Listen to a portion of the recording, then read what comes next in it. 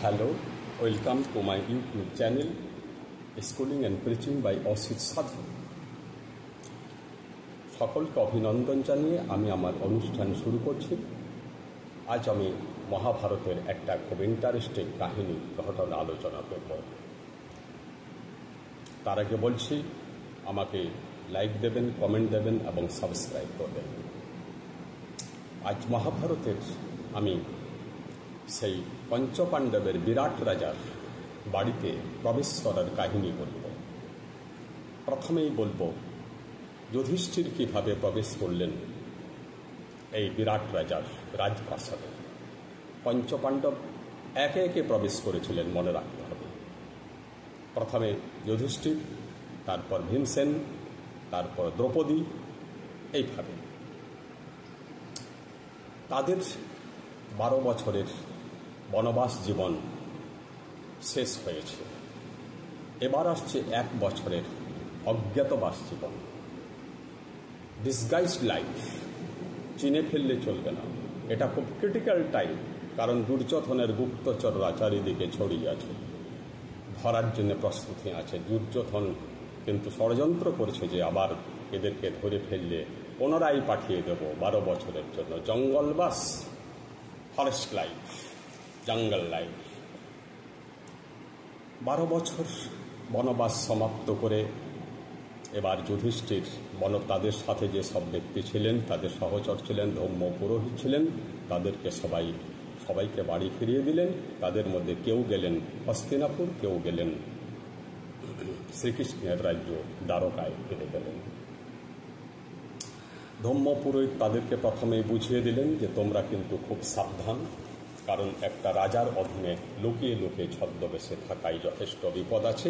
তাছাড়া দুর্যোধনের জ্বর বিচরণ করছে চারিদিকে, তোমরা কোনো মতে ধরা দেবে না, তোমাদের রাজকীয় চাল কোনো মতে দেখাবে না, কারণ তোমাদের চেহারা, অস্ত্র শস্ত্র সবই কিন্তু রাজার মতো ধরে ফেলতে পারে। লোকে এটাও জানে যে পঞ্চপাণ্ডব নির্বাসিত হয়েছে, তারাও কিন্তু হচ্ছে। অতএব তোমাদেরকে খুব সাবধানে থাকতে হবে।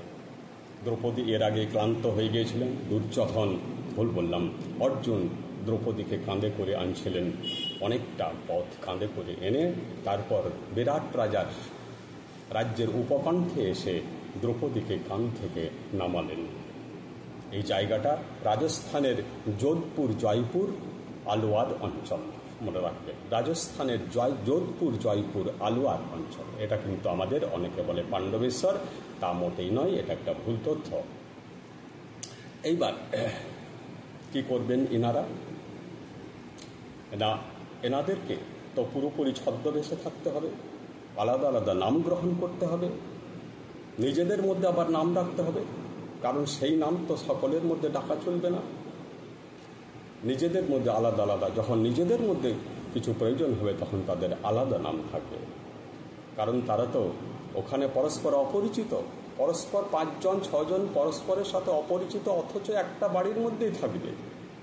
তাহলে তাদেরকে 2 রকমের ছদ্মনাম গ্রহণ করতে হয়েছিল। একটা হচ্ছে ওই বিরাট রাজার সম্মুখে, সকলের সামনে রাজ্যে তাদের কি নাম, আর একটা নিজেদের মধ্যে 5টা নাম রাখতে হয়েছিল। সেটা পরে বলবো। এখন আমি কিভাবে প্রবেশ করছেন এরা সেটা দেখাবো। প্রথমেই তো দেখলেন যে অস্ত্র শস্ত্রগুলো লুকোতে হবে, তো তারা একটা শ্মশানের কাছে এলেন। শ্মশান ভূমিতে একটা শমীবৃক্ষ ছিল, সেই শমীবৃক্ষে তুলে দেওয়া হলো অস্ত্রগুলো। সমস্ত অস্ত্র শমীবৃক্ষে তুলে দেওয়া হলো, আর বৃক্ষের নিচে একটা ডেড বডিকে বেঁধে দেওয়া হলো। তখনকার দিনে অনেক ক্ষেত্রে এমন ঘটত যে অনেকেই টাকা পয়সার অভাবে ডেড বডিটাকে খানিকটা পুড়িয়ে অর্ধদগ্ধ করে চলে যেত। তো সেই অর্ধদগ্ধ একটা ডেড বডি পাওয়া গেল। সেই ডেড বডিটা কী করলেন ওনারা, গাছের গোড়ার সাথে বেঁধে দিলেন। ওই গন্ধে ওই দিকে কেউ যাবে না। পথে আস্তে আস্তে এরা তো ব্রাহ্মণের রূপ ধারণ করেছে। তো ব্রাহ্মণের রূপে এই পঞ্চপাণ্ডব আস্তে আস্তে একজন রাখালের সাথে দেখা হলো। রাখাল জিজ্ঞাসা করলেন, আপনারা কোথায় যাচ্ছেন? বললেন, আমরা এরকম ভিক্ষা করে বেড়াচ্ছি। তো ওইদিকে আমাদের মা মারা গেলেন, তার অনেক বয়স হয়েছিল, তিনি মারা গেলেন। তো তাকে ওই আমাদের নিয়ম হচ্ছে, আমাদের কুলনিয়ম হচ্ছে, বংশের নিয়ম হচ্ছে ডেড বডি আমাদের পড়াইতে নেই, তাই ওই গাছের সাথে আমরা ডেড বডিটাকে বেঁধে দিয়েছি, ওদিকে কেউ যাবেন না দয়া করে। তো ঠিক আছে, এবার প্রথমেই প্রবেশ করছেন যুধিষ্ঠির, সত্যবাদী যুধিষ্ঠির, পাশা খেলায় নিপুণ যুধিষ্ঠির, পাশা খেলায় দক্ষতা আছে যথেষ্ট, তিনি প্রবেশ করছেন। আরও 5 জন অন্যান্য জায়গায় আছে। তিনি চলে গেলেন, বিরাট রাজার রাজপ্রাসাদের পাশ দিয়ে পেরিয়ে যাচ্ছেন। ঘটনাক্রমে বিরাট রাজাও নিজে থেকেই সেখানে দেখতে পেলেন যে দূরে একটা লোক যাচ্ছে, এবং তার অন্যান্য লোকদেরকে বললেন, মন্ত্রী সেক্রেটারিদের, যে দেখো তো একটা লোক এদিকে আসছে, দেখতে ব্রাহ্মণ মনে হচ্ছে, আমার রাজপ্রাসাদের দিকেই তো আসছে, অথচ লোকটার মধ্যে কোনো উদ্বেগ নাই, একেবারে রাজার মতন হেঁটে হেঁটে আসছে আমার দিকে। এই আলোচনা করছেন। সত্যিই যুধিষ্ঠির প্রথমেই চলে গেলেন, একাই চলে গেলেন, বিরাট রাজার সাথে দেখা করলেন। নমস্কার করে বললেন, মহারাজ আমি বিপন্ন, আমাকে আশ্রয় দিন। বলছে, তুমি কে? বলছে, আমার নাম কঙ্ক, আমি যুধিষ্ঠিরের রাজসভায় যুধিষ্ঠিরের পাশা খেলায় সঙ্গ দিতাম, এবং পাশা খেলায় আমার যথেষ্ট সুনাম আছে। তো আমি আপনার রাজপ্রাসাদে আশ্রয় পেতে চাই, আমাকে দয়া করে আশ্রয় দিন, আমি বিপন্ন।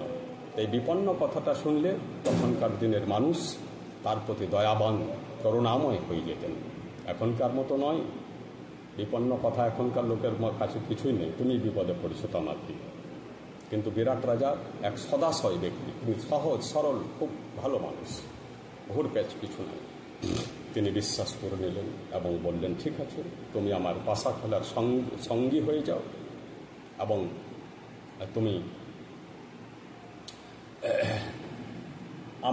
যেহেতু আমার সঙ্গী হয়ে গেলে, তাই তুমি অন্ন পান সব আমার মতোই পাবে, সব আমার মতো পেয়ে যাবে তুমি। আর তুমি আরও কিছু কাজ করবে, আমার অনেক প্রজা আছে, বিভিন্ন ধরনের প্রজা আছে, তারা বিভিন্ন রকমের বিভিন্ন পরিমাণে খাজনা দেয়, কেউ বেশি খাজনা দেয়, কেউ কম খাজনা দেয়, কারো খাজনা ছাড় আছে, বিভিন্ন লোক আসে এবং আমার মন্ত্রী সেক্রেটারিদের সাথে আলোচনা করে সেখানে কর দেয়। তো তুমি এই ব্যাপারটা একটু খেয়াল রাখবে, আমার লোকেরা তাদের সাথে কেমন ব্যবহার করছে এবং সেই সব লোকেরা কি বলে যাচ্ছে বা কেমন ব্যবহার করছে, তুমি এই ব্যাপারটা খুব খেয়াল রাখবে।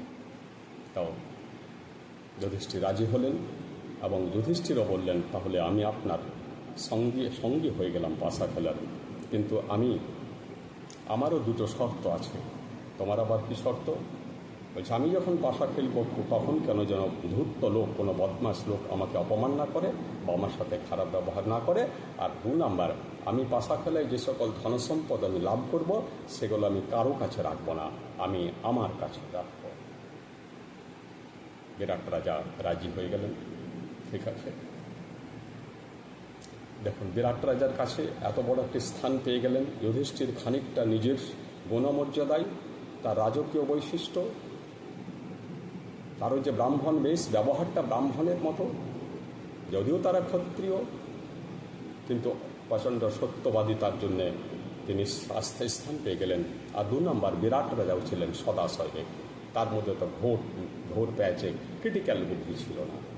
তিনি যুধিষ্ঠিরকে বিশ্বাস করে নিজের রাজপ্রাসাদে স্থান দিয়ে দিলেন, বললেন, তুমি সর্বত্রই যাওয়া আসা করবে, তোমার জন্য সকল দরজা খোলা, তোমার বাইরের দরজা, ভেতরের দরজা, সমস্ত দরজা তোমার জন্য খোলা।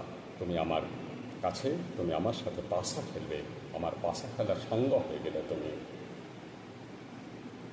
এ পর্যন্ত আজ যুধিষ্ঠিরের বিরাট রাজ্যে প্রবেশ বললাম। আজ আগামীকাল পরের ভিডিওয়ে বলবো ভীমসেনের কথা।